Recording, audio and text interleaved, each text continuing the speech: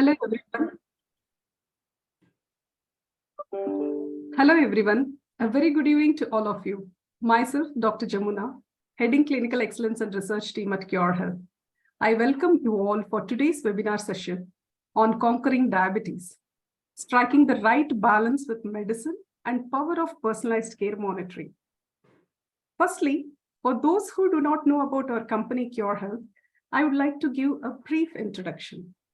QurHealth is a conversational AI company delivering personalized care at scale. At QurHealth, our vision is to save lives super proactively. Our mission is to improve patient quality of care, patient safety, adherence, and awareness. Our user-friendly app, QurBook, has more than 2,500 care plans and diet plans and at 30 different health conditions. These plans will help to improve patients' health condition by monitoring their vitals, symptoms, and everyday lifestyle management activities, which are specific to the disease condition. Our Care Concierge program consists of expert care team with specialist doctors, dietitians, physiotherapists, counselors, and highly skilled nurses as care coordinators who remotely monitor your health condition through regular follow-up calls and make sure that you adhere to the care plan activities, take medication on time, and eat healthy food listed in your diet plan. I would like to inform to all the viewers that you can type your questions in the comment section, and these questions will be addressed at the end of the webinar during our Q&A session. So, before we start today's webinar session, I would like to introduce you all to our guest speaker, Dr. Suman.R. Dr. Suman is an experienced diabetologist, a dietitian cum nutritionist, and also an occupational physician with more than 26 years of experience in these fields. He completed his MBBS from the University of Bangalore in 1997. Further pursued a diploma in diet and nutrition from the Institute of Healthcare Administration in Chennai in 2001. He has completed a fellowship in diabetes from the Karnataka Diabetes Foundation in 2000 and pursued graduate diploma in industrial hygiene. He practices at MADHUMEHA Diabetes Center in Bangalore and Devagiri Hospital powered by Medicine Bangalore. Dr. Suman, welcome to the session. It's an honor to have you as our speaker today. Thank you so much. So let's begin our session on conquering diabetes. So you all very well know that diabetes, particularly type 2 diabetes, has become a global health concern, which is affecting millions of people worldwide.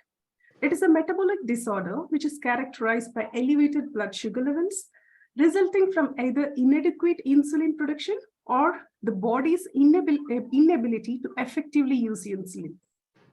Its prevalence has been steadily increasing, and especially we have been seeing that it happens due to sedentary lifestyle, unhealthy dietary habits, and genetic predisposition. According to International Diabetes Federation, 537 million adults are living with diabetes. And this number is predicted to rise to 643 million by 2030 and 783 million by 2045. While managing diabetes appears very challenging, the combination of modern medicine and personalized care monitoring holds immense promise in changing the lives of those affected by diabetes. Personalized care monitoring plays a vital role in optimizing diabetes treatment outcomes and promoting a proactive approach to control the condition. It also empowers patients to take charge of their health through informed choices and incorporating elements such as blood glucose monitoring, physical activity, diet modifications, stress management, and support systems. This webinar provides a detailed insight into diabetes management, including lifestyle factors, reversal techniques, technological advancements, dietary supplements, and the impact of personalized care monitoring on treatment outcomes. To begin with, Dr. Suman, so kindly enlighten our audience about diabetes complications and why controlling diabetes and blood sugar levels is mandatory. Thank you, Dr. Jamuna. Before I start off, I thought I'll just try and thank QurHealth for doing a wonderful job of creating an awareness.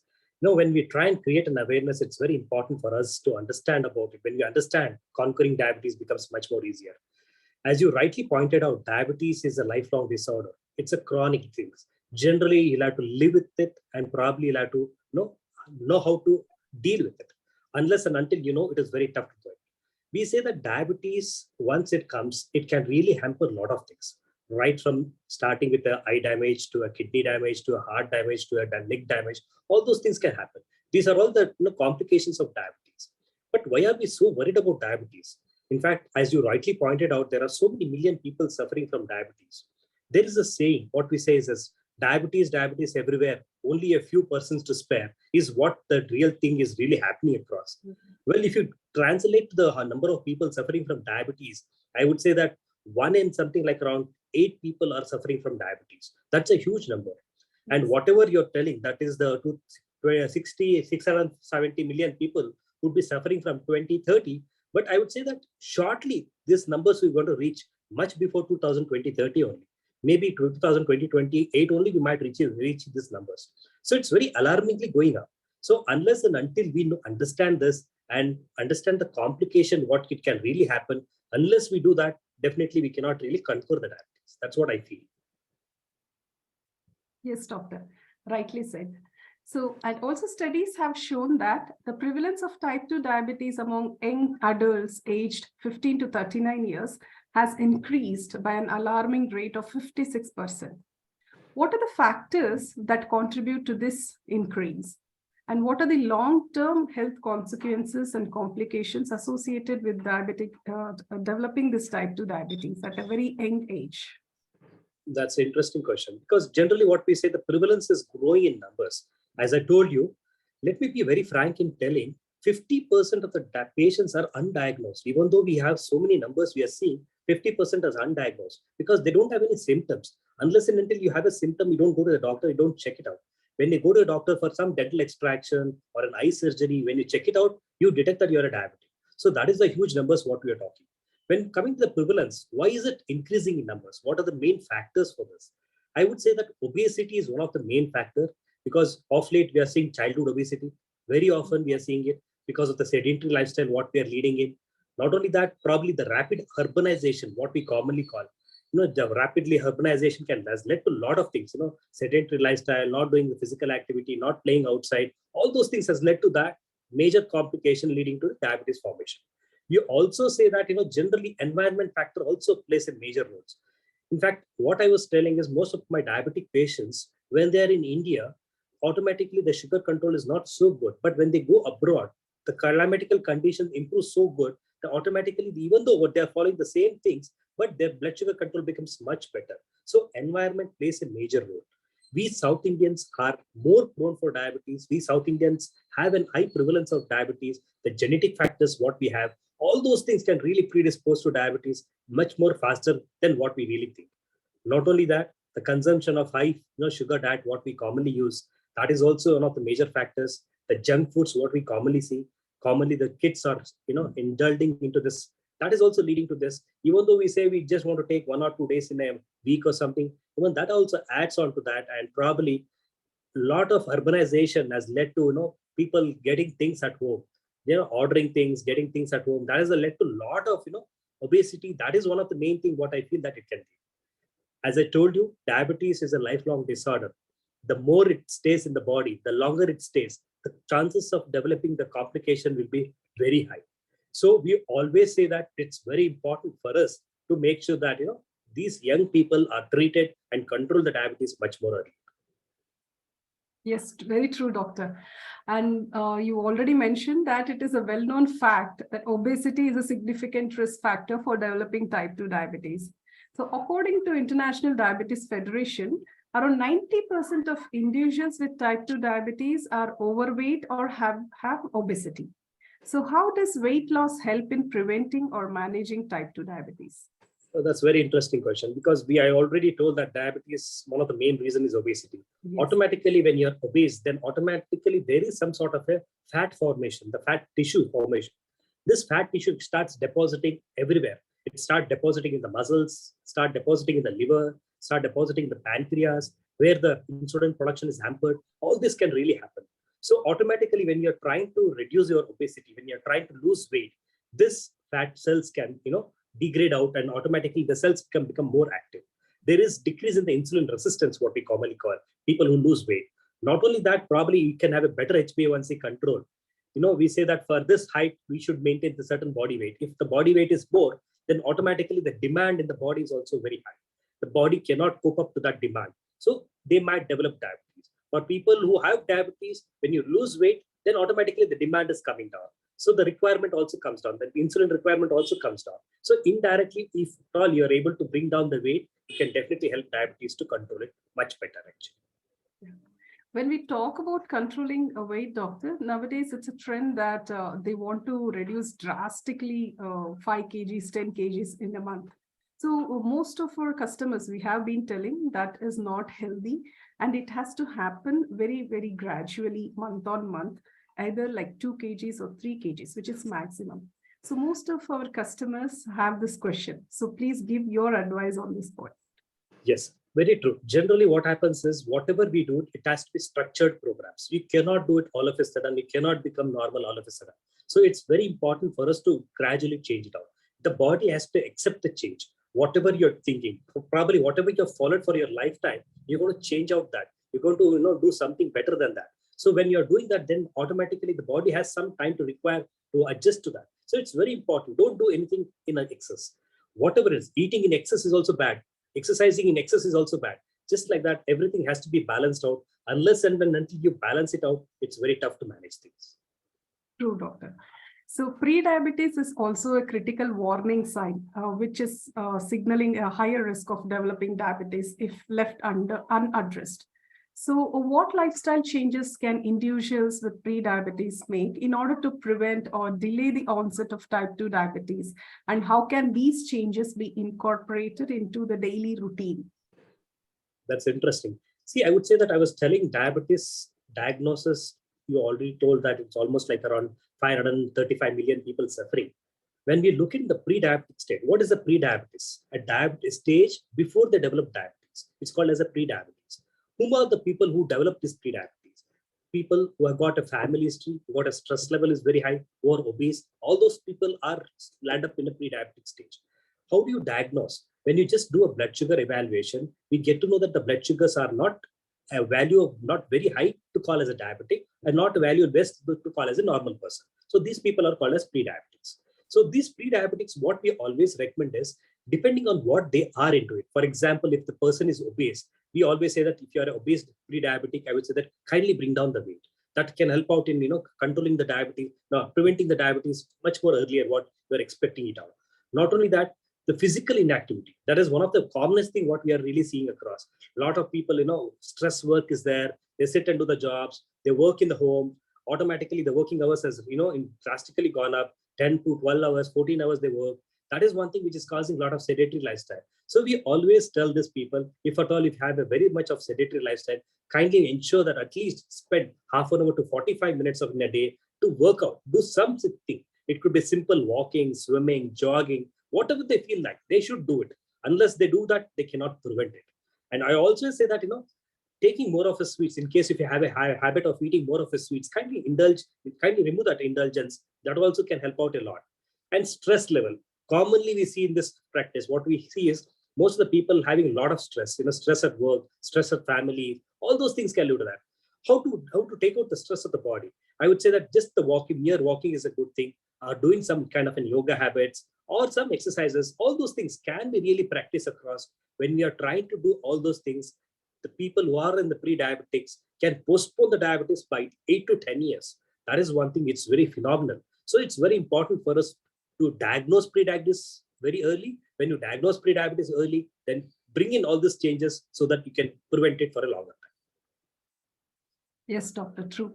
So modern day lifestyle is mostly characterized by factors such as sedentary behavior, unhealthy dietary choices, increased stress levels, like you already mentioned, and technological advancements. What is the impact of this on the growing burden of diabetes? Naturally, it is one thing which is really killing us. People, we say that, most of the westernization, we call it as the westernization. Because of westernization, we people are really suffering from diabetes.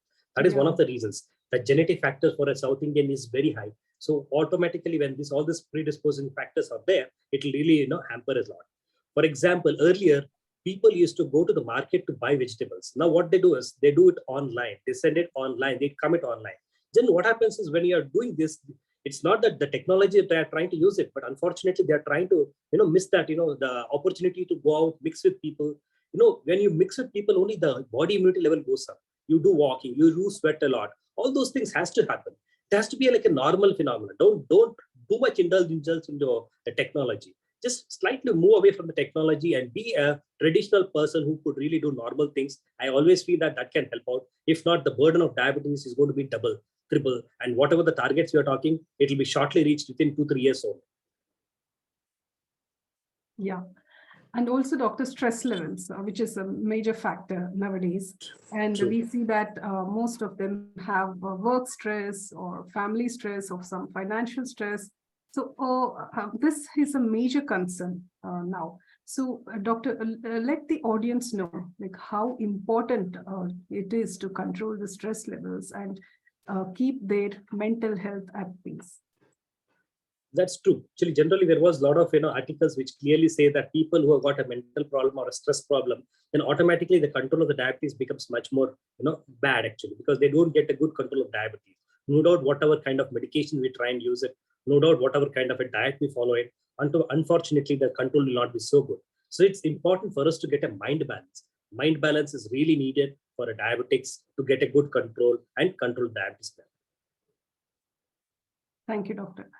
And finding the right balance between food intake and diabetes medications, particularly insulin. This is very crucial to avoid the adverse effects of hypoglycemia or hyperglycemia. What can be done to ensure appropriate coordination of meals and medications that help to maintain the stable and healthy blood sugar levels? Yeah. One thing is, one of the major complications of diabetes is hypoglycemia or hyperglycemia. Generally, what we see is when we try and treat the diabetic patients, when we overtreat it, people develop hypoglycemia. Suppose we start out on an insulin, they take the insulin regularly, but unfortunately, they don't follow the diet regimen properly. They do a lot of physical activity, they then land up in hypoglycemia. So it's very important for us to be aware of what is this hypoglycemia. Hypoglycemia is a symptom where the blood sugar drops below 60. So we should be aware of it. When it drops below 60, the body doesn't function as it was earlier, because it goes for a coma, we lose consciousness, and probably the brain is very smart. It wants to make sure that the body goes unconscious and it takes all the glucose to the brain directly. So it's very important for us to address that. In fact, patients who are on insulins, it's advisable for them to quite often check the blood sugars. I would say that every week, make it a point, you just check your blood sugars. Know your body. Unless you know your body, you cannot do things. When you know that the blood sugars are really dropping down, don't do over physical activity also. Minimum physical activity is definitely needed. In case, suppose you feel that I want to do more activity this time, make it a point. You just make sure that the diet has to be, incorporated to that, match to that. Otherwise, you might land up in a hypoglycemic attack. The same thing happens with hyperglycemia also, because people would have been taking the medication constantly, the same doses. Unfortunately, because sometimes, it so happens when we tend to go to some parties, when you go to some functions, we tend to overeat ourselves. But our medications are not going to allow for that, because whatever medications you have taken, it's for a normal diet. Generally, when we overeat, we tend to have a higher blood sugars, and that will remain in the blood for more than 2 to 3 days. So how do you counteract for that? I always tell my patients, whenever you feel that you have taken, we don't say that don't take it, but in a limited quantity. If you have already taken, punish yourself. How to punish? Make sure that you walk for half an hour to 45 minutes a day. Then automatically you can, burn out whatever the calories you have consumed. That's also very important. So whenever we are trying to balance hyper and hypo, it has to be the same. Yes, doctor. And also in recent times, you also would have been hearing a lot about diabetes reversal, which has become an increasingly popular and promising area of focus in the field of healthcare. Can type 2 diabetes be reversed through lifestyle changes such as diet and exercise, leading to sustained improvements in blood sugar levels? And can this reduce the use of medication? And is this really possible, reversing diabetes? Yeah, I would say that only one thing. Generally, what happens is this is a misnomer called as reversal of diabetes. Let us be very frank in telling. What is reversal? Reversal means suppose a person who is a diabetic, he follows certain plan and he totally becomes normal. That means to say when he becomes normal, he can eat everything, including sugars. If he eat, he's not going to have diabetes. That is called reversal. So that is not going to happen in most of the diabetic patients. Whereas there is something called as a remission of diabetes. Remission of diabetes means generally when a person is following a strict diet, when a person is really following the things properly, then automatically his medication levels will come down. In fact, he can stop the medication also, but he has to follow the stringent diet, what the dietitian has prescribed to him, and he has to follow more of a protein diet, more of a fat-rich diet. If he really follows all those things, definitely he can definitely reduce the medications. But unfortunately about this plan is, how long can you maintain that? That is a big challenge. None of us can really have a greater challenge to maintain this for a longer time. So I would say that reversal of diabetes may not be a real possibility, but remission of diabetes is definitely possible. It all depends on you, how you maintain yourself, how you do your physical activity, how you eat. All those things really matters, but it has to be a structured program. Kindly don't start all of a sudden by yourself. Make sure that you have someone guide who really help you out in doing this. Then probably you can definitely reverse the diabetes as much as possible. Yes, doctor. And what does diabetes reversal actually mean from a medical perspective? And what should individuals expect in terms of changes to their health and diabetes management when they're attempting to reverse their diabetes? Generally, what happens, I told it's we are a carbohydrate eater. When we take more of a carbohydrate, the sugar level tends to go up. When we are trying to do a reversal, what they do is they tend to cut off on this carbohydrates. When they tend to cut off on this carbohydrates, then automatically what happens is there is no carbohydrate in the food what they intake. Then body also adjusts to the whatever the protein they are trying to take. Thereby, there is a reduction in the blood sugar thing which can really happen. So people tend to lose some amount of weight when they are trying to follow this diet. Not only that, when they are trying to follow this regimen, there will be a lot of anxiety levels going up, tension levels going up. Your blood means other parameters. Sometimes your calcium levels goes up. Sometimes your liver enzymes goes up. All those skills goes up. Cholesterol goes up. Only thing is, unless and until you have a team who have got a doctor or someone who is managing it out, it's very tough to follow this. So you should make sure that someone is there to help you out to conduct this program or to take you through this program. That's very important. Yes, doctor. And also, I do understand that if we are talking about diabetes reversal, it actually doesn't mean that it is end of medication.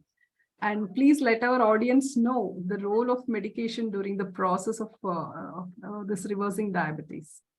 Generally, what happens is in the reversal of diabetes, they always say that don't stop the medications. Yeah. If you stop the medications, your sugar shoots up. Only thing is, since they are trying to monitor, they'll be putting a patch to you. That will be the continuous glucose monitoring they'll be doing. They'll be watching your blood sugars. When they come to know that the blood sugars are really coming down, then automatically they tend to reduce the dosage of medication also. Slowly they can stop also. But unfortunately, they can totally not stop it out for some time. Once they stop it, then again the diabetes comes in actually. So it's very important to be under proper guidance of a doctor for this. And never stop the medication unless the doctor says so. Yeah. This is the main question which most of the diabetic people have. When they talk about reversing diabetes, it means that their life is free of medication. So you rightly said it, doctor, that actually never happens. They have to be regularly monitored and gradually the reduction in dosage of medications happen. Thank you for that. And I have one more question. When diabetes is also influenced by various genetic factors, does the concept of diabetes reversal still hold true? Like you already said, it exactly doesn't happen. But keeping these genetic factors in mind, what is your take on this point? Yeah, I would say that it's the same factors what really works for the diabetes also. Genetic factors play a major role. Automatically, we're going to have strong genes of diabetes. Then still you can definitely, remission of diabetes is possible, but only thing is for a very short time, but may not be 100% what we are right to see now. Because I have one case actually where the person came out, he had a very strong family history of diabetes, wherein we started on a reversal program. He turned out to be totally normal. After he became normal, he stopped coming only, thinking that he's totally normal. Then later on, after 6 months, he came back to us with a very high value of more than double what he was. So he had already a complication set in, something like a diabetic neuropathy had already set in. So it's very tough. People think that they have become cured of diabetes. It's absolutely not. but only thing they have to be under a structured program. Yeah, and it is very important that they are always under the guidance of the specialist doctor, especially the diabetologist and the dietitians. True. And why do many people perceive managing diabetes as a very complex and challenging task, doctor? Could you provide further insights into the various factors that contribute to this perception? See, generally one thing is there, because when the people think that they get diabetes, they think it's the end of life. They think they cannot eat anything. Their life is done.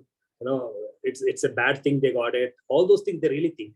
That is really disturbing a lot to a lot of patients. That's one of the reasons why they think it's complex. They think whatever I eat, I should really structure it. I should measure it in a weighing machine and eat it. All those things they really think in that way. And they think that, I always say that, if you are diabetic, it's a blessing in disguise. Simple reason being, when you become diabetic, you'll become more conscious about your diet. You'll become more conscious about your health. You'll become more conscious about your exercise.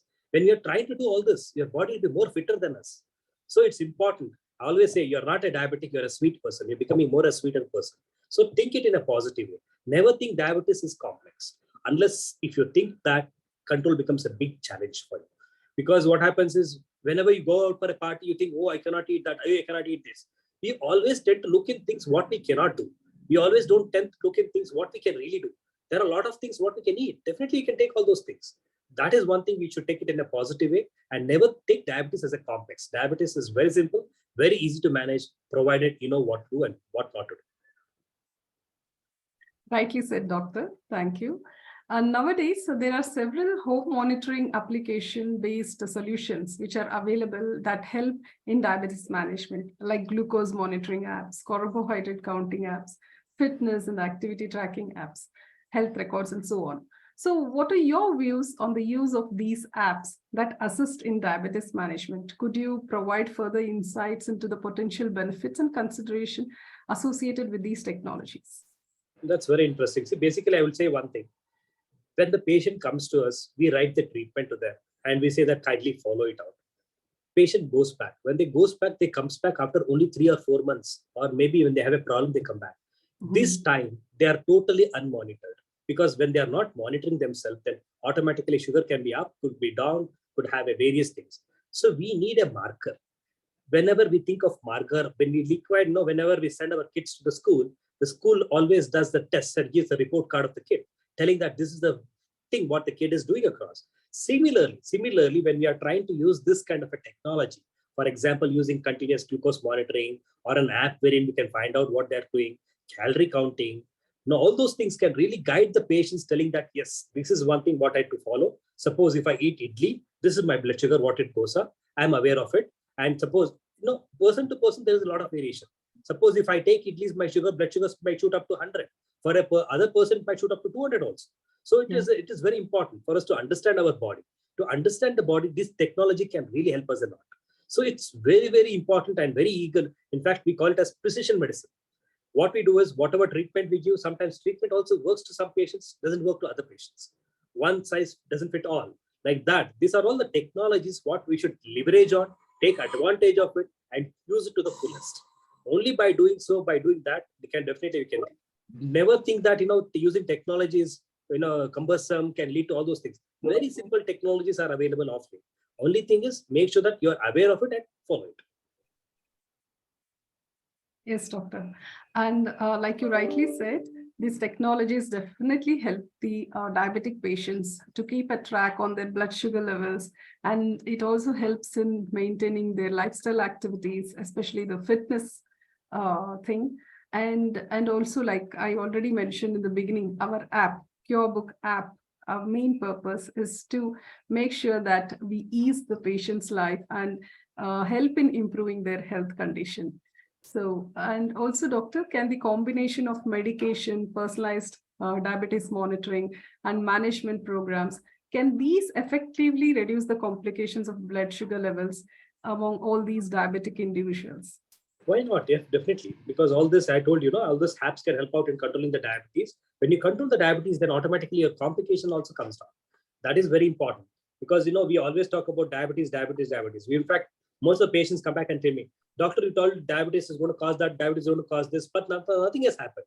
I'm totally normal. Only my blood sugar is high. That's okay. I can manage. But later, after 6 months or 1 year down the line, they come back with the complications. That time we are helpless. We cannot do anything. They're already landed up in a complications. So it's very important for us to educate the patient about it. And precision medicine, as I told you, because suppose if you say that calorie counting, I told you the apps what it is. Suppose you walk for 45 minutes a day, you're able to lose almost around 100 calories you're able to burn out. Then because of 100 calorie burning out, whatever the sugar spiking, what you're trying to see, it has really dropped down.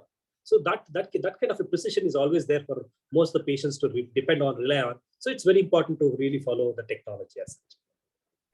Yes, doctor. As you mentioned that the diabetes complications set in for any diabetic patients within a span of 5 years or 10 years.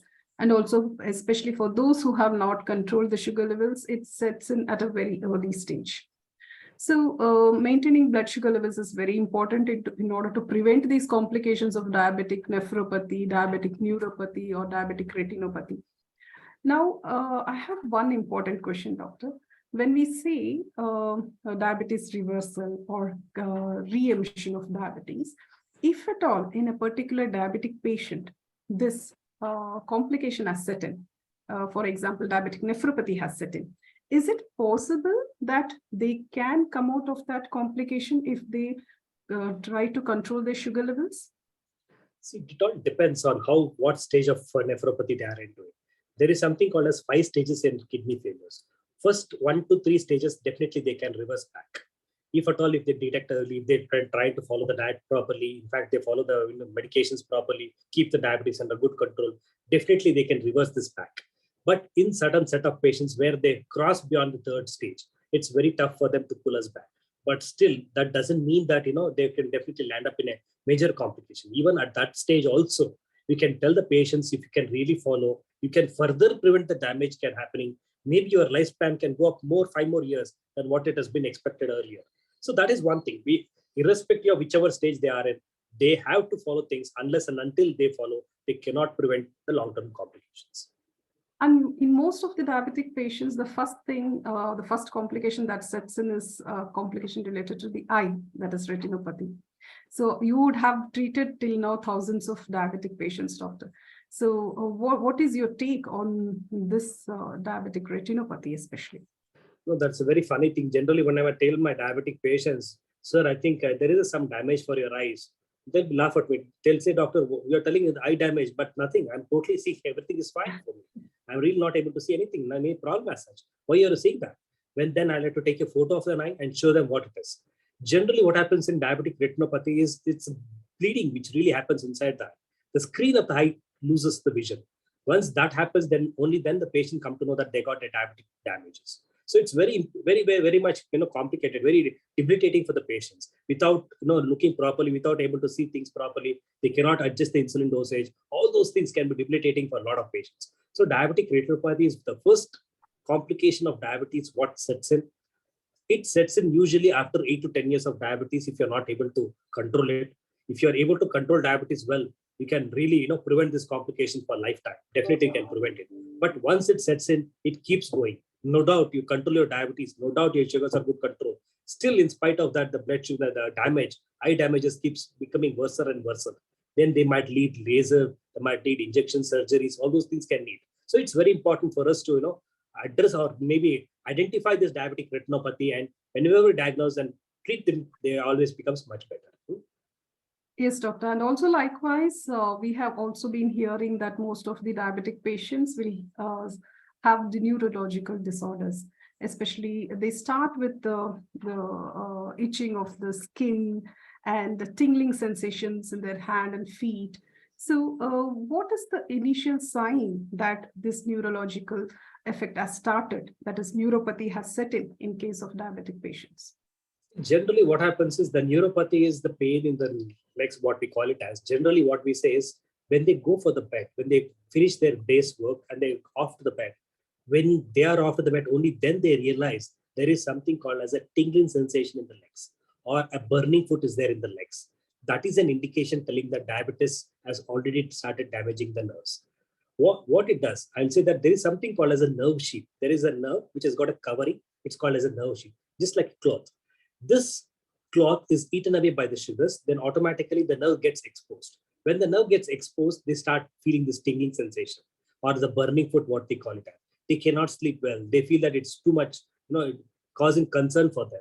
That is when they realize that, yes, my diabetes was very bad. I didn't control it. Now it has landed up in a neuropathic complication. And how to find out?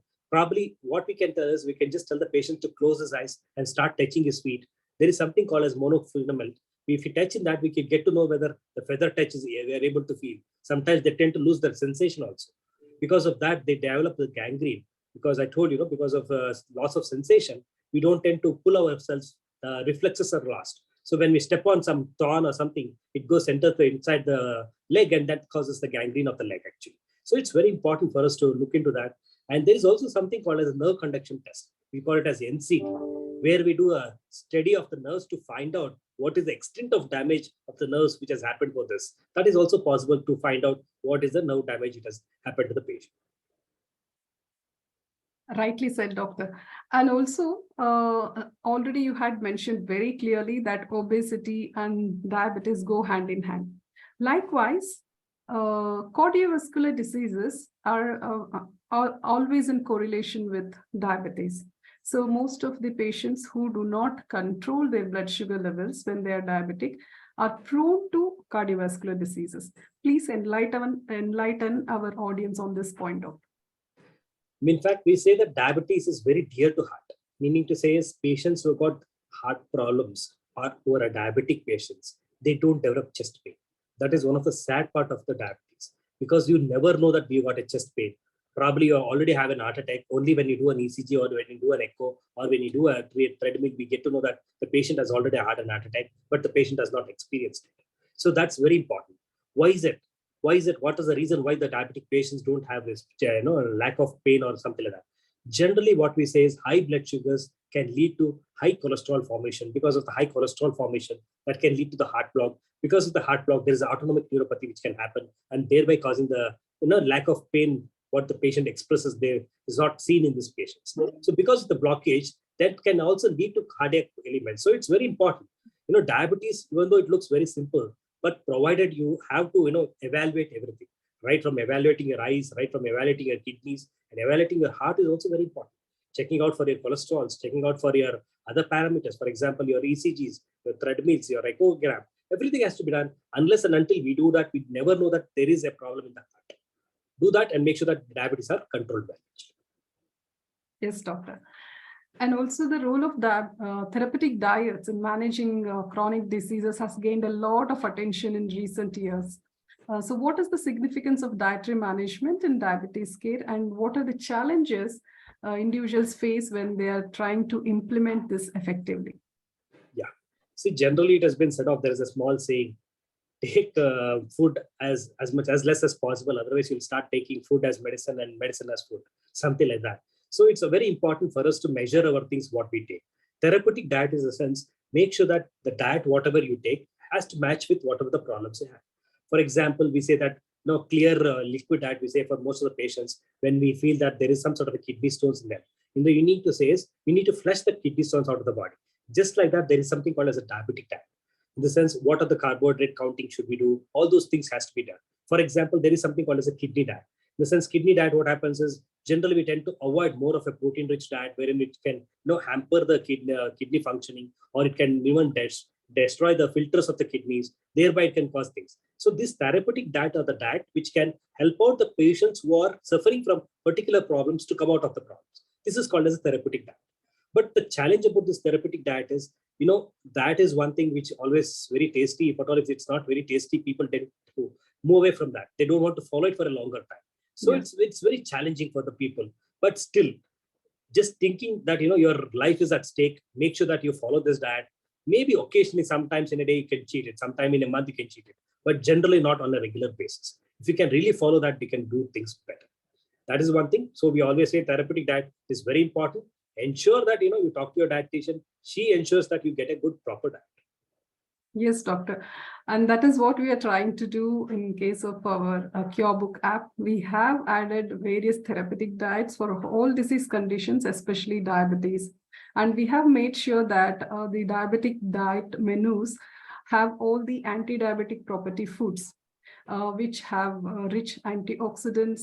They are high in polyphenol contents. They're also rich in fiber content and with low GI. So this is what we have focused mainly in all our diabetic diet plans. That's good. And also, doctor, why is it that carbohydrate counting and portion control very important for individuals with diabetes? And how do they contribute to better health outcomes for individuals with diabetes? Yeah, it's very much important for most of the diabetic. Carbohydrate counting, in the sense, probably we get to know, like, suppose a person who is obese, he has to lose weight. Then the dietitian would have put him on a diet wherein he is to lose weight. That means to say he'll be put on a weight calorie of something like 1,200 weight calorie diet he has been put on. When you put out 1,200 calories, 1,200 is for the whole day. You cannot take 1,200 calories at a shot. So we have to really calculate our calories. We have to calculate what is the carbohydrate in it, what is the calories you are going to get out of it, all those things. When you plan it out and when you divide your meal in such a way that you don't get bored of the meal, then automatically carbohydrate counting can help out in controlling diabetes much better. Not only that, controlling the portion size.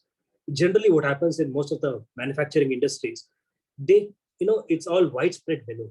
If they keep up the widespread menu, then automatically the employees come in, they don't know how much to put, they start pouring in more. If they like the product, they put in more. So automatically when you're trying to eat more, then your sugar level also shoots up very high. So controlling the portion size also matters a lot. So these are the very common thing what a diabetic patient has to understand: carbohydrate counting and portion size measuring. Wherever you are, suppose you're not able to follow it in the house, you're going outside, you're a busy person, you travel a lot, make sure that you know what's the carbohydrate counting and what is the portion size. When you do that, then automatically anywhere in the world you can follow it and control your diabetes. Yeah.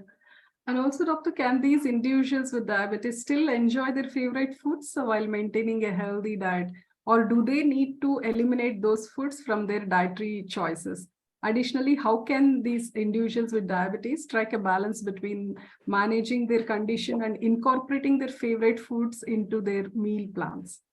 That's very important. Generally, what I always say that, it doesn't mean that every time you have to eat the same thing. Definitely you can relax a lot, but provided you need to know what yourself is. For example, a person's blood sugar control is very good. Definitely can just indulge into some amount of foods, what he can definitely like it actually. But make sure that, whenever you indulge yourself into that, you walk a bit more, you walk extra for 15, 20 minutes, you try to burn out calories out of there. Or probably you try to reduce your calorie count intake, then add on certain things on that. For example, you eat more of vegetables. We say that eating 20 grams of almond before you take anything, that can also help in preventing the glucose absorption. All those things, techniques, if you can really follow, definitely indulging in other things can really happen. And they can definitely, doesn't have to really follow the same diet. Maybe occasionally can definitely relax a bit also. And how can individuals with diabetes who have busy work-life schedules and frequent travel effectively manage their diet to maintain their diabetes management goals? Yeah, only thing is I would say that wherever you're traveling, make it a point. Eating on time is a habit which you have to develop it. Unless and until you have the habit of eating on time, you cannot maintain things. So, and controlling the portion size also matters a lot. And you cannot eat whatever you feel like eating whenever you're traveling. So make it a point. There are certain foods what you really follow. Then you stick to the same diet, can definitely do it. And maybe since you are in a traveling mode, you'll be doing more of an exercise activity kind of a thing. So some amount of calories also gets burnt out in this moments what you're trying to do it across. But bit of relaxation is allowed. But generally we always say that carry a glucometer, make sure that you check sugars, monitor yourself, you know what the status is whenever you're traveling, and keep the monitor of the blood sugars to eat on time. And also, doctor, especially in these diabetic patients, the dietitians or even the diabetologists would have advised them to have food in smaller portions at a few regular intervals.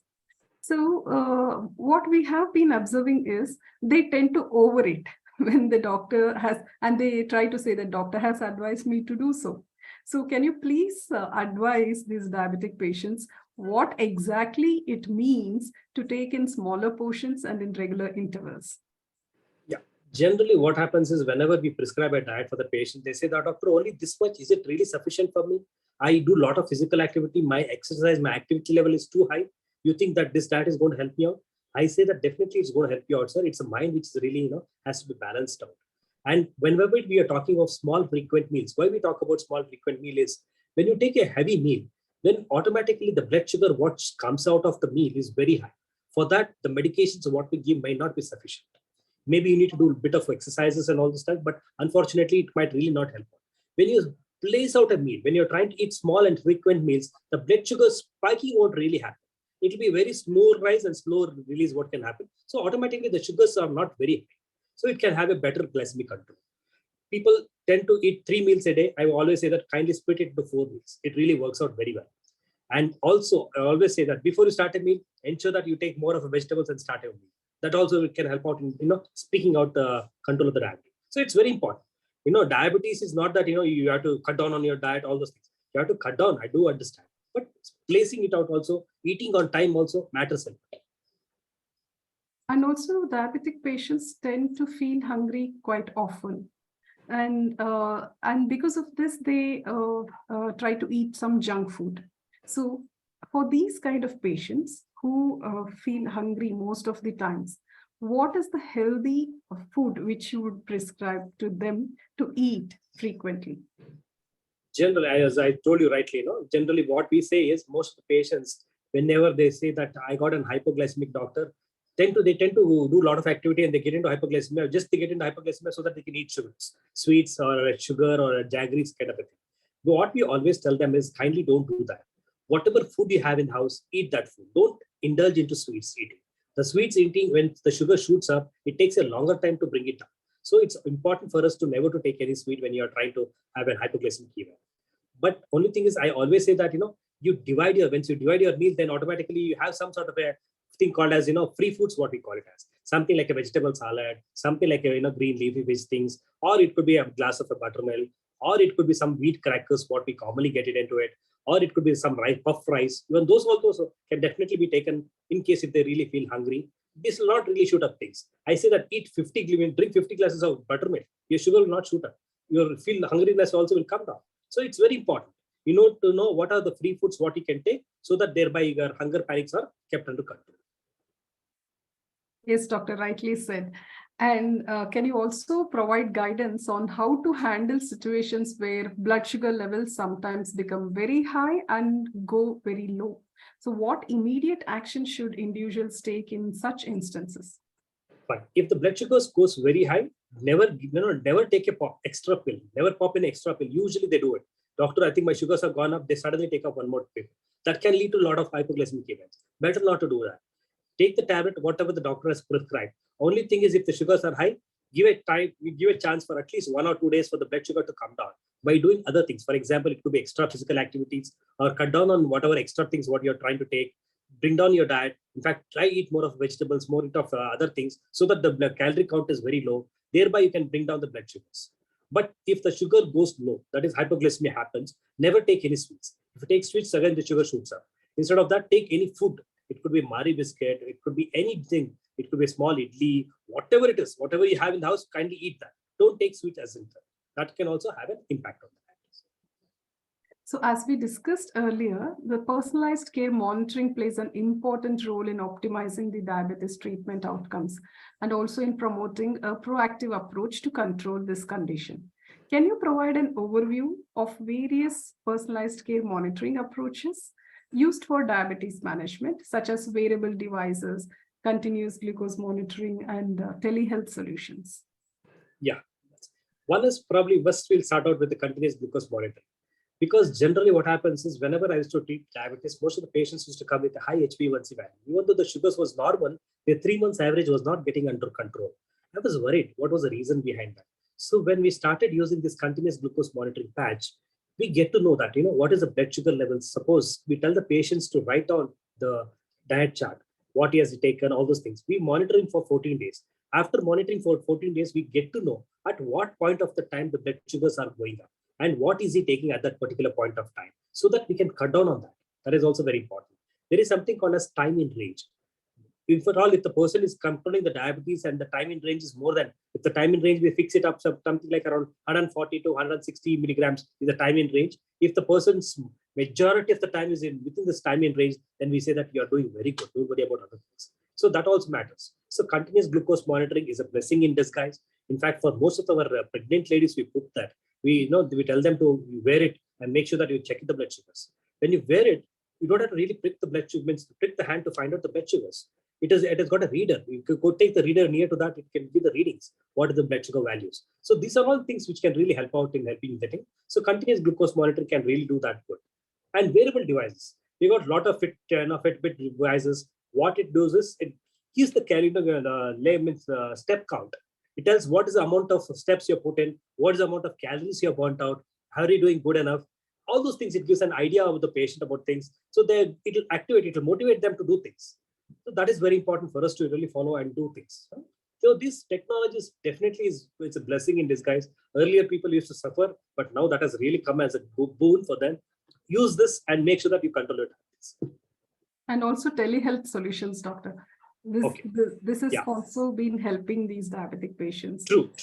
Generally what happens is, I told you, once the patient comes to a doctor, he comes back only after 3 months. There'll be a lot of doubts, queries, which he needs to find out. Sometimes some patient was taking medicines which was given, has to be taken before food, he was taking it after food, because he never knew it also. So automatically when this telemedicine people are there, then always they check it with the patients, finding out how it has gone. Has he maintained the diet? Has he followed things? Has he taken the medicines on time? What is the problems he's facing? All those things, small things can really do a big thing for a diabetes to control diabetes. So telemedicine can also be a big thing for diabetes, provided that has been used in a proper way. Thank you, doctor. One final question I have. How can personalized care monitoring tools help individuals with diabetes to better understand their condition and make informed decisions about their lifestyle choices? Yeah, as I told you, individual person behaves individually. For example, one size doesn't fit all, just like that. Suppose if I take one dosa, my dosa is going to yield me almost 110 calories. But for some particular person, the calorie count or the blood sugar count might be much more lesser than what I'm eating. So when you're trying to use this personalized things, then automatically you understand how the body is reacting to that particular thing. So you know what to do. You know what is precision, what is correct. Suppose if I give certain medication, some medications works better in one patient, one medication doesn't work in other patients. So we get to understand that better. Because if I wait for 3 months for the patient to come back, this 3 months, the blood sugar should have been on a higher side. We'd never know what is really happening. So it's very important for us to understand that, so that the personalized care can be given to the particular patient. If the medications are not working, we have a liberty to change the medicines. So that is very important. So personalized care is very, very much needed for a diabetic patients. Thank you very much, doctor, for your patience and all your elaborate answers. The audience would have understood very, very clearly. Thank you so much. Now I would request Dr. Isha, our marketing and communications leader, to conduct the Q&A sessions from the audience. Thank you, Dr. Jamuna. And Dr. Suman, after all this session, whatever discussion we had, I do believe today the way technology is being perceived, and I take that statement you gave, this technology is blessing in disguise. And this will certainly help the people around to manage their condition well. So taking up the audience question, I got was first question here, and that is something really interesting. And I understand you had given this explanation, but this will be really helping the person here. This is from Mr. Prabhakar. He said he was diabetic from 2001.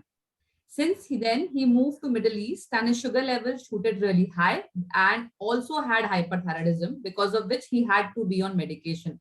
Since 2022, he has stopped taking his medication, although he walks 15 kilometers per day and has a regular proper diet intake, Karnataka veg food intake. His HbA1c is 7. Does that mean reversal? Not really. Generally, what we say is anything HbA1c of less than 5 is reversal. Kindly don't think of reversal. Remission of diabetes, you should always think about it. Because I told you, diabetes cannot be reversed. It's impossible to reverse diabetes. Only through your certain diet exercises, maybe your diabetes may be under good control. Maybe you might not require any medications, but you have to be under constant follow-up, constant checking of the blood sugars. Unless and until you do that, definitely your diabetes will not, if you're doing, your diabetes can be prevented for another 4 or 5 years. Otherwise, in a matter of 6 to 8 months, you get off the diabetes very fast. Correct. So I do hope Mr. Prabhakar understood the focus should be on control rather than on reversal. I think so. Then he'll get the right kind of result here. So my next question here is that one more very interesting question. People who are on insulin have a more serious kind of diabetes than those on oral medication. Is it true?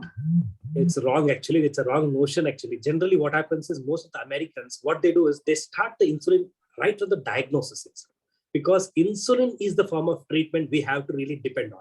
But what happens in Indian patients is when we start out on insulin, they always think that it's a last resort what the doctor started. After insulin, nothing I have. But I would say that insulin is the best treatment because it has got no side effects. Only problem with insulin is you have to prick. The pricking is the only one thing which if you can avoid, then automatically insulin is the best form of treatment. Kindly don't, shy away from insulin. Please take insulin. Insulin is good. There are a lot of patients. I start out insulins. They done very good. I'd stop off insulin. 5 years, 10 years down the line also, they don't require insulin. So it doesn't mean that once you start insulin, it will be lifetime. It all depends on how the doctor has adjusted your things. Then it can be really taken off the insulin also. Thanks for that. It is one more, pearl of wisdom I'll say people will be taking today from this session. Now, the next question is on the market alternatives on sugar. We have many, alternatives and substitute for sugar in the market that claim to be good for diabetics. How good are they exactly? And, should we rethink before these diabetic patients are taking them? Sometimes what we say is that person is an age-old patient, something like around 70 years, 75 years. For those patients, we say that please take, no need to worry about all this. But for any youngsters, I would say that kindly don't get, addicted to this. Because even though we say that it's safe, definitely can be used for a diabetic, but there is certain amount of chances of getting into something called as phenylketonuria in these things. So better not to use this drug. And sometimes some people also get into cancers also. One thing what I've really seen is people tend to use this molecule and they heat the molecule. We heat the liquids. For example, they put it in the coffee and they heat the coffee. When you eat it, then automatically the chemical property of the sweetness changes. That can become more sour, that can more become bitter. That properties has destroyed. So it's very important. Whatever you use it after heating it out. But better to avoid as much as possible. But if you can really not avoid, taking 1 or 2 per day definitely is not going to hamper you in the long run. Okay, that was something I was also not aware of, and thanks for that. Now, my next question comes here that we have a majority of people who are in the corporate sector, have a very hectic lifestyle, sedentary, I would say, and they are diagnosed with diabetes, sometimes early and sometimes they, get detected or later. So add in this particular section, what would be your advice for them to, carry out with their diagnosis and towards control? I always told them that, you're lucky enough, you got diabetes. Feel happy about it because, you're following everything. You're following diet, you're following your exercise. You're keeping yourself more fitter. So take it positively, either irrespective of what it came. It could be because of stress, it could be whatever it is, but make it a point that diabetes becomes aggravated provided you don't control it. For example, you don't eat on time, you don't do your physical activity on time, you don't, your stress levels are not brought down. Unless and until you bring down all the stress levels, also diabetes doesn't get control. So it's important to balance out. If you can balance out everything, irrespective of whether you have diabetes, you don't have diabetes, you don't have to worry much about it. Still, strict lifeline is what we always follow. Sure. And my last question from the audience section would be, is there a timetable or a timeline for a person to go to their doctors for their regular health checkup and monitoring when they are diagnosed with diabetes? Are there any, thing that you should be keeping in mind? See, one thing what we always say is first time when you are going to the doctor would have examined you properly and would have even evaluated you thoroughly. Depending on the evaluation, doctor will decide whether you need to come quite often or once in 2-3 months is sufficient. But generally what we say for all the diabetic patients is check your blood sugars irrespective of whether you go to the doctor or not. At least 15 days once you check your blood sugars. It could be home glucose monitoring or whatever it is. Unless and until you check it up, you know what it is, you'll never control diabetes. So, but for a patients who are already developed the complications, for example, it could be diabetic retinopathy or diabetic nephropathy. For him, he has to really constantly follow up with his doctor to ensure that whatever medication is taking, is it correct? You need to rectify it. You need to bring it down as things improve or things are worsening. All those things has to be, monitored. Unless you monitor that, you never know it. I would say once in 2 months, 2 or 3 months visit to a doctor is must for those cases. Thanks, Dr. Suman. I do believe today, even I have cleared many of the concepts and our audience surely would have been taking lots and lots of things out of this insightful session. Thanks for your patience. Dr. Jamuna, over to you. Thanks, Dr. Isha, for coordinating. Thank you very much, Dr. Suman, for providing valuable insights on the importance of proactive management and personalized approaches in diabetes care. I'm very sure your guidance has motivated our today's audience to make positive changes in daily routines and take a more proactive approach in their diabetes care. Thank you very much, Dr. Suman. Thank you, ma'am. Thanks a lot for the wonderful opportunity what was given to you. It's our pleasure, doctor.